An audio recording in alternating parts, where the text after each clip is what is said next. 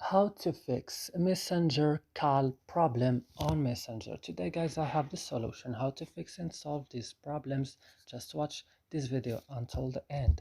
So first you will just go and open settings of your phone, and you will go directly to apps or applications. Then here you will find all the applications that you have on your phone. What you should do right now, just search for messenger, and when you found it like this, just open it.